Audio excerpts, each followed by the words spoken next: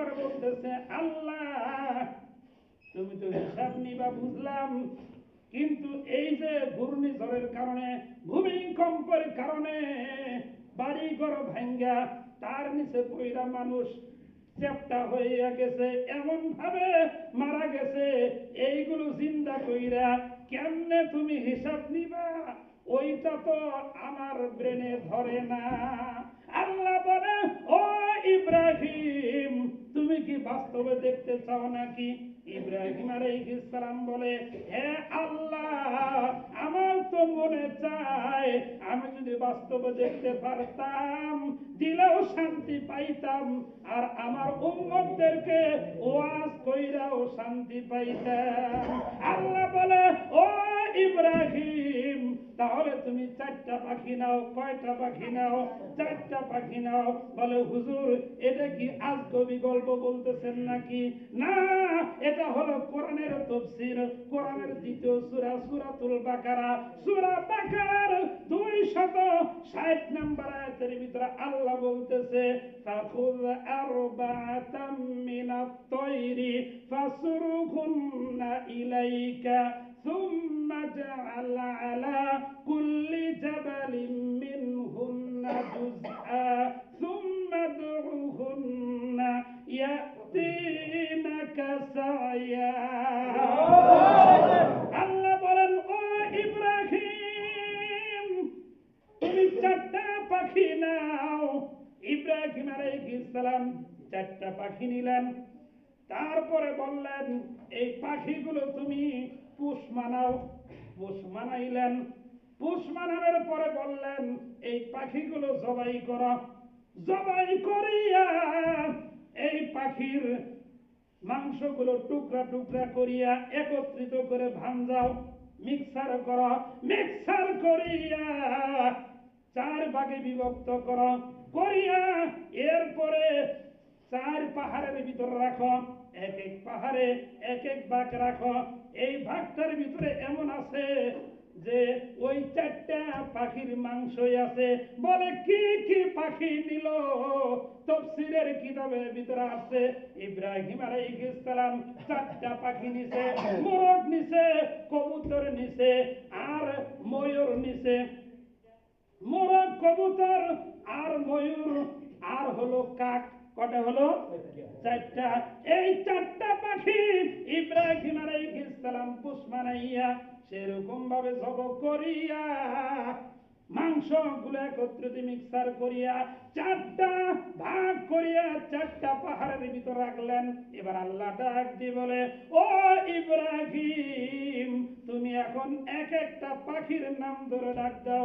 ইব্রাহিম আলাইহিস সালাম প্রথমে মোরগের নাম ধরে ডাক দিলেন ও মোরগ আমি তোমাকে লালন পালন করছি, আমি তোমাকে ডাকতেছি, আমার ডাকে সাড়া দাও। ইব্রাহিম আলাইহিস সালাম তাকায় দেখে এক এক পাখার থেকে এক একটা টুকরা উইরা যায় যাইয়া তার সামনেই ওই আকাশের ভিতরে জোড়া লাগতেছে। জোড়া লাইগা সুন্দর একটা ওই যে মোরগ হইয়া তার দিকে দৌড়ে আসতেছে। এবার ইব্রাহিম আলাইহিস সালাম ডাক দিলেন ও কবুতর আমি তোমাকে লালন পালন করছি, আমার পোষ মানাইছি, এবার আমি তোমাকে ডাকতেছি, তুমি আমার ডাকে সাড়া দাও। ইব্রাহিম আলাইহিস সালাম তাকা দেখে 4 পাহাড় থেকে ওই কবুতরের টুকরাগুলো যাইয়া ও তার সামনেই আকাশের ভিতরে এরকম জোড়া লাগতেছে। জোড়া লাইগা কবুতর হইয়া উড়াল দিয়া তার সামনে হাজির হইয়া গেল। এরপরে ইব্রাহিম আলাইহিস সালাম ডাক দিলেন, মোরগ ডাক দিলেন, কবুতর ডাক দিলেন, তারপরে ময়ূরকে ডাকলেন ও ময়ূর আমি তোমাকে ডাকতেছি, আমার ডাকে সাড়া দাও, আমার কাছে আসো। এবার হযরতে ইব্রাহিম আলাইহিস সালাম তাকা দেখে আগের 2টার মতন এই ময়ূরের মাংসগুলো চতুর্দিক থেকে চার পাহাড় থেকে আসিয়া একত্রিত হইয়া জোড়া লাইগা আগের মতন ময়ূর হইয়া তার দিকে আসতেছে। হযরত ইব্রাহিম আলাইহিস সালাম কাককে লক্ষ্য করে ডাক দিলেন চতুর্থ নম্বরে, ও কাক, আমি তোমাকে ডাকতেছি, আমার ডাকে সাড়া দাও। এবার ইব্রাহিম আলাইহিস সালাম তাকাইয়া দেখে চার পাহাড় থেকে কাকের মাংসের টুকরাগুলো আসিয়া একত্রিত হইয়া আগের মতন কাক হইয়া উড়াল দিয়া তার সামনে হাজির হইয়া গেল।